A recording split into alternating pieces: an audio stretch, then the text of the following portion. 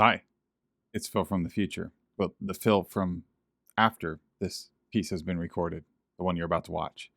Make sure you stick around to the end because I have some tips on Irish coffee, and I also included the stuff I normally delete.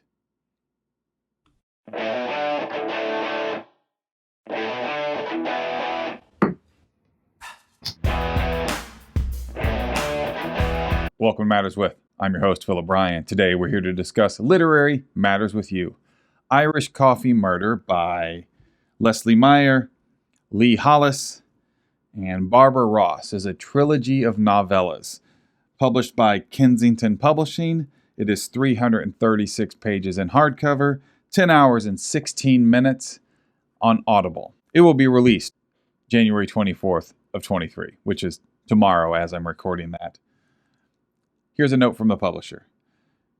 You don't need to be Irish to enjoy St. Patrick's Day in Maine, where the chilly March weather offers the perfect excuse to curl up with an Irish coffee. But someone may have spiked this year's brew with murder. When I saw the title of this and saw that I was approved to get an advance copy, I just had to have it. I love Ireland. Look, here's a picture of me in Ireland. Well, I did that backward. Here is a picture of me in Ireland. And I love coffee. Murder? No. I'm not a big fan of murder, but I am a big fan of murder mysteries, and I love Irish coffee. What's your favorite Irish whiskey? Oh, let's talk about that later. Here we go. My review of Irish Coffee Murder. I will be reading these reviews and then discussing them at the end. Irish Coffee Murder by Leslie Meeier. Part-time reporter Lucy Stone is writing a piece for the Courier about 4 Irish step dancing students from Tinker's Cove on the cusp of making it big. But the story becomes headline news for all the wrong reasons when one of the girls' mother is found dead in her bathtub. Did a stage mom take rivalry too far, or is some other motive at play? This lead-off story did not grab me at first, but it improved somewhat as it progressed. I found the characters to read like characters in a book rather than fully formed personalities that I was reading a book about. This struggle or complaint certainly isn't new or unique, as it has been a too frequent obstacle in fiction for as long as there has been fiction. When I read or listen to a story, if the story never creates immersion, it's not a home run for me no matter what else is done well. I want to forget the characters are characters and connect with them as if they are people enduring a plight or going on an adventure or living life, and I'm there with them, either rooting for or against, with hope and or dread. This novella does not do that. The story is fine, but at no point did I feel the weight of the tale or care about the people on the page. I give it a D. The second novella, Death of an Irish Coffee Drinker by Lee Hollis. As owner of Bar Harbor's hottest new restaurant, Haley Powell offers to cater the after-party for popular comedian Jefferson O'Keefe, who's playing his old hometown for St. Patrick's Day. But it's no laughing matter when Jefferson keels over after gulping down his post-show Irish coffee, leaving Haley to figure out who decided this joker had gone too far. This second tale in the collection is more engaging than the first, but suffers from many of the same faults. Contrived characters and circumstances. I liked the premise, and I liked a few of the interactions, but this whodunit is convoluted in what seems like an attempt to be complex. I sorted the characters by their suspicious behavior rather than by their names and traits. I estimate many readers will solve this crime, but that's not the end-all be-all of a mystery. Also, since Jefferson, this famous comedian's show, is the inciting incident, I think it would have been wise and cool to actually include this show as part of the story. As it is, we spend time building up to the show, and then we skip to the after show and the murder. The author tells us how funny and charming and what a rising star this comedian is, but we don't actually experience that. Between that and the dubious science, this tale barely scrapes out a D+. The third novella, Perked Up by Barbara Ross. It's a snowy St. Patrick's Day in Busman's Harbor. But when the power goes out, what better way for Julia Snowden to spend the evening than sharing local ghost stories and Irish coffees with friends and family. By the time the lights come back on, they might have even solved the coldest case in town. This third and final tale in the trilogy is by far the best. The author, Barbara Ross, should consider converting this into a play. With some dialogue, punch, and a few minor tweaks, it could be a compelling stage dramedy.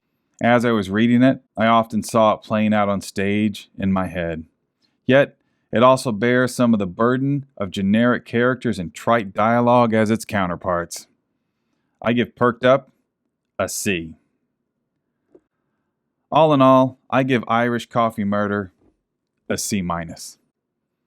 That's my objective review. This book was yeah, Amy, it was utter crap. This book was crap. I really, really struggle and commit myself to judging art by what it's trying to accomplish and what it does accomplish. But here's my personal opinion. This was, when I said it was trite, I was being kind. This was convoluted, poorly written nonsense. The science in that middle story is something out of some weird convoluted pseudoscience from like General Hospital. And speaking of soap operas, the murder mystery aspects of these, it's like I'm watching some sort of, I don't know. I don't even know. I don't even have words. Okay, so listen. In the Irish, there's so many things. The Irish coffee recipes are horrible, but we're going to come back to that.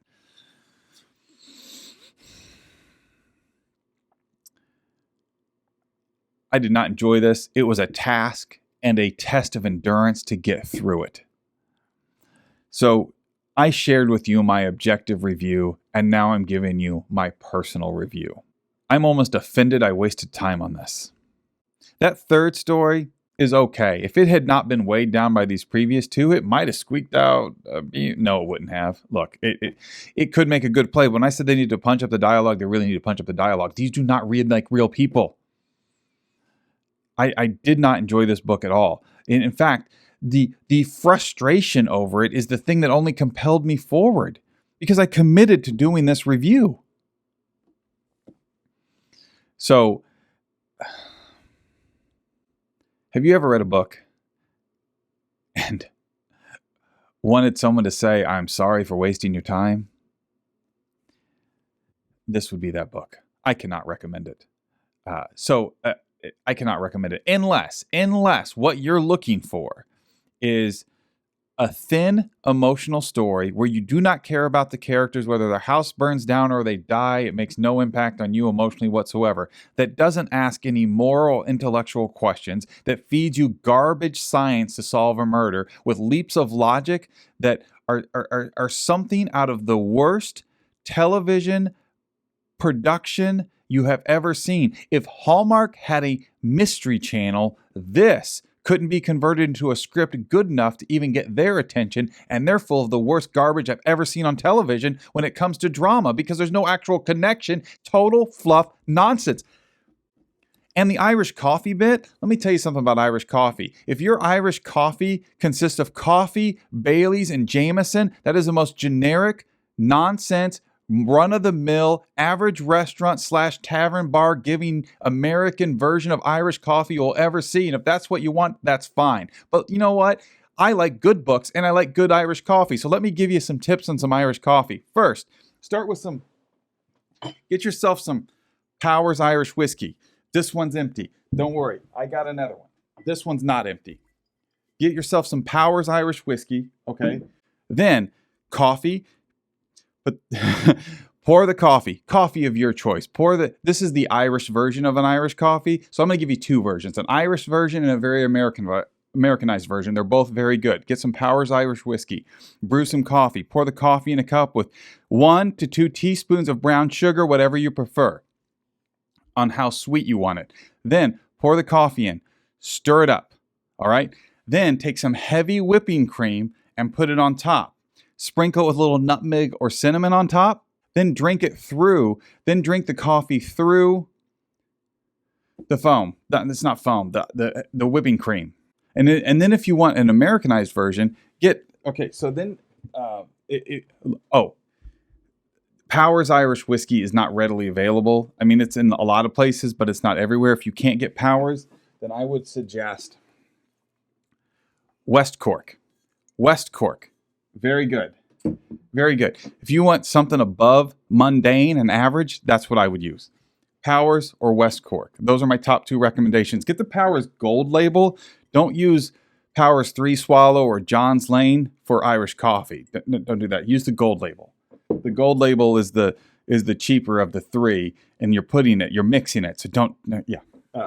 And then, so if you want an Americanized version, grab yourself some West Cork, and instead of using Bailey's, use Carolyn's. Use Carolyn's Irish cream. I have some, but it's in the fridge. Should I go get some? I'll go get some.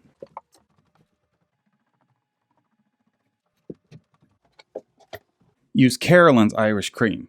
So get yourself some Irish whiskey, either Powers or West Cork, and then pour in some Carolyn's Irish cream with a dash of Mr. Black, and that will be a great Americanized version of an Irish coffee, way better than any of the recipes spouted in this collection of novellas, which I do not recommend. That's why I gave, I think I gave 2 stories a D and one of them a C. It's not good. By the way, what is your favorite? What is your favorite? You know what? If you want to make that super Americanized, why don't you use the midnight blend of Dunkin's, and then you can make it super Americanized because America runs on Dunkin'. By the way, what is your favorite Irish whiskey? What is your favorite kind of coffee?